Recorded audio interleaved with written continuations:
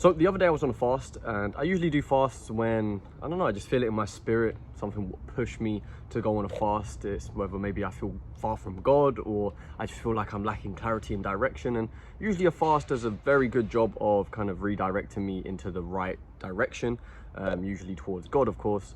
And you know, the goal of this fast was to do it for around 2.5 days. I was going to do a 2.5 day fast. I usually just abstain from food. I know there's many ways you can do it, but for me personally, I'm a very skeptical person. So the quickest way for me to guarantee and know that I'm on a fast is just don't eat.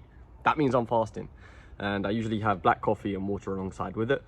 And yeah, I was going to go for 2.5 days. That's usually how long I go for, around 1.5 to 2.5 days. And the idea was to go to a divine liturgy on the final morning of the fast, and you know, I thought it'd be a great experience. And to say the least, the fast was amazing. You know, it really got me thinking about a lot of new revelation came to me. You know, I was finding a lot of joy and peace during this fast. I was reflecting on the love of Mother Mary and trying to understand the Theotokos and what that love means to me as a Christian. And overall, it was just a magnificent fast. I was doing the Jesus prayer and I felt much closer to God, and I had many great ideas regarding the YouTube channel. And you know, it was pretty easy to make it to the second day. The second day was quite easy as well. The only times it really gets tough is when you forget you're dehydrated. When you forget you're dehydrated, it gets really, really hard. And I got to the end of day 2. It was the end of day 2 and it was around 9-10 o'clock. And this is kind of where I started getting the idea to go to the Divine Liturgy the next day. But I started getting tempted. To break the fast. You know, I started thinking about the Divine Liturgy and I was thinking, oh, but I'm gonna have to wake up at like 6 in the morning. You know, there's gonna be rush hour. It's gonna be quite expensive. It could be £30 for the train ticket because it's quite far from me, the place where the Divine Liturgy was, because it was a Friday. That's why it would have been during rush hour. And I was thinking to myself, oh, you know, Jacob, you're going to Divine Liturgy on Sunday. It's fine. You don't need to go.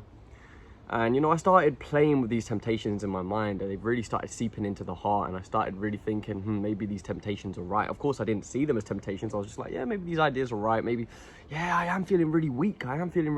You know, how am I going to make it to the Divine Liturgy? What if I faint? You know, what if my legs can't hack it? You know, these were genuine thoughts I was having. You know, all lies and temptations from the devil. Of course, I could have had the strength to have gone, but, you know, my body was weak. My flesh was weak. And, you know, I was getting drawn towards breaking my fast sooner than I would have liked to. Even if I didn't go to the Divine Liturgy, I still would have wanted to make it to the next day, because that was the intention. The intention was to do 2.5 days. And, you know, I was really getting tired. I was on the verge of wanting to fall asleep, but I went on my phone and I started scrolling on TikTok. I don't even use TikTok, but I found myself on TikTok. And this is where it all went wrong. This is where it came crashing down. So I was on TikTok, and you know, you come across those conspiracy theory videos, you know, oh, look at this book, look at this Enoch book and stuff like that. And the one I came across was this podcast where they was talking about the Lesser Book of Solomon. I'm not going to fact check it. I don't want you guys to even know the real name of this book, if that is the name. Please don't look it up, but I'm using this for the story. But yeah, that book came up. And, you know, in this podcast, they were talking about how there's spells in this book. And apparently if you don't pray for a certain amount of days, this demon appears and stuff like that. And to say the least, curiosity got the better of me. You know, curiosity got the better of me, and I decided to look up that book. And instantly, it was a mistake, because within that book, there were genuine drawings of demons. Just absolute vile drawings of demons. So realistic. You know, you could tell that those were very much inspired by real demons. And instantly, from just seeing those images, I began to feel so sick. Like, literal vomit felt like it was about to come out of me. And bear in mind, guys, I was already, you know, playing with temptation. I was already kind of in my heart feeling that, oh, maybe I shouldn't, you know, make it to the next day. Maybe I should break my fast right now. You know, I'm feeling pretty ill. I knew food would probably solve my problem. And as soon as those photos of demons came up, that was it for me. Like, I just fell straight into the temptation. I felt so sick. I felt ill. I felt like I was going to puke. And I instantly knew, as soon as I was on it, I was like, oh, I shouldn't have gone on this. I regret going on this, because now I feel even more ill than I did before. These demons have made me feel ill. And I started getting weird sensations around my body, like really weird sensations. I'm not going to say exactly the sensations I was getting, because they're not very nice, but to say the least. And yeah, then to be honest, shortly after, maybe a couple minutes after, I fell into the temptation. I went and ate, and you know, it fixed all my problems. I'll be honest, it did fix all my problems. You know, I started feeling better again, but then I went to sleep. But, you know, right there and then I just remembered the exact battle that we're up against, the demons that we're up against. And just simply seeing an image of a demon just made me feel so sick. It made me feel so ill. And I truly believe that was the point of no return. Once I saw that demon manifest onto my phone, there was no going back. And I fell into that deep temptation, as I'm not strong enough yet. I'm a new Christian. I don't have the perseverance yet, I guess, to overcome that temptation yet.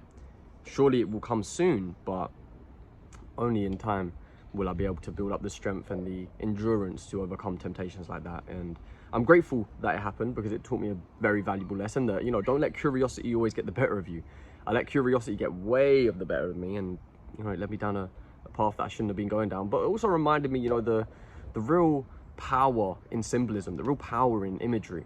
And that's what I love about the Orthodox Church. You know, they got the icons, and, you know, they got the images that we can look at, and I see great power in that. I always used to think, you know, when Christians say, oh, you can't have these images, you can't depict anything of Christ. It's like, well, the enemy does it. You know, surely our God would have a way of having a weapon within that realm of the imagery and stuff. And yeah, it was just also a reminder that, you know, we really need to be careful with what we're looking at, what we open ourselves up to. Because I truly believe if I didn't open myself up to those photos of demons, which was a complete innocent mistake, curiosity get the better of me, I don't think I would have fallen into temptation. I don't think I would have fallen as deep into temptation, or I perhaps would have just fallen asleep because I wouldn't have gone on my phone.